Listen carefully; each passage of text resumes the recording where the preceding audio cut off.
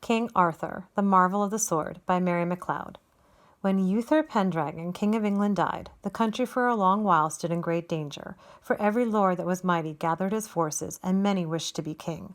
For King Uther's own son, Prince Arthur, who should have succeeded him, was but a child, and Merlin, the mighty magician, had hidden him away.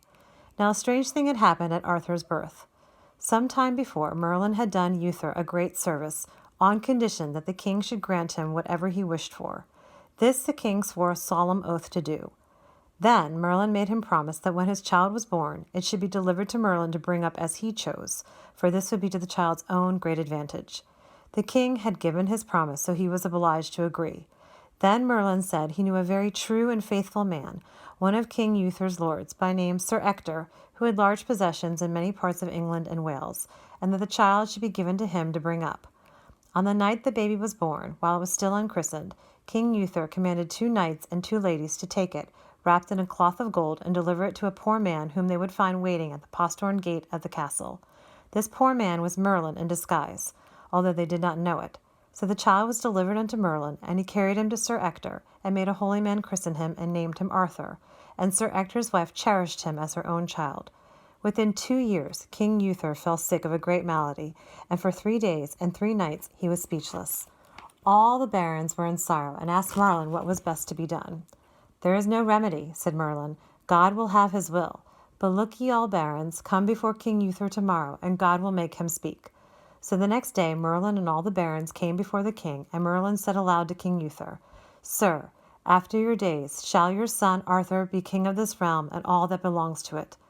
Then Uther Pendragon turned and said in hearing of them all, "I give my son Arthur God's blessing and mine, and bid him pray for my soul, and righteously and honorably claim the crown, on forfeiture of my blessing." And with that, King Uther died. But Arthur was still only a baby, not 2 years old, and Merlin knew it would be no use yet to proclaim him king, for there were many powerful nobles in England in those days who were all trying to get the kingdom for themselves, and perhaps they would kill the little prince. So there was much strife and debate in the land for a long time. When several years had passed, Merlin went to the Archbishop of Canterbury and counselled him to send for all the lords of the realm and all the gentlemen of arms, that they should come to London at Christmas, and for this cause, that a miracle would show who should be rightly king of the realm. So all the lords and gentlemen made themselves ready and came to London, and long before dawn on Christmas Day they were all gathered in the great church of St. Paul's to pray. When the first service was over, there was seen in the churchyard a large stone, 4 square, like marble, and the midst of it was like an anvil of steel, a foot high. In this was stuck by the point of a beautiful sword, with naked blade, and there were letters written in gold about the sword, which said thus, "Who so pulleth this sword out of this stone and anvil is rightly king of all England." Then the people marveled, and told it to the archbishop.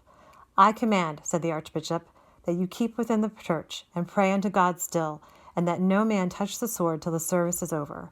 So when the prayers in church were over, all the lords went to behold the stone and the sword, and when they read the writing, some of them, such as wished to be king, tried to pull the sword out of the anvil, but not one could make it stir. "The man is not here that shall achieve the sword," said the archbishop, "but doubt not God will make him known, but let us provide 10 knights, men of good fame, to keep guard over the sword." And so it was ordained, and proclamation was made, that everyone who wished might try to win the sword.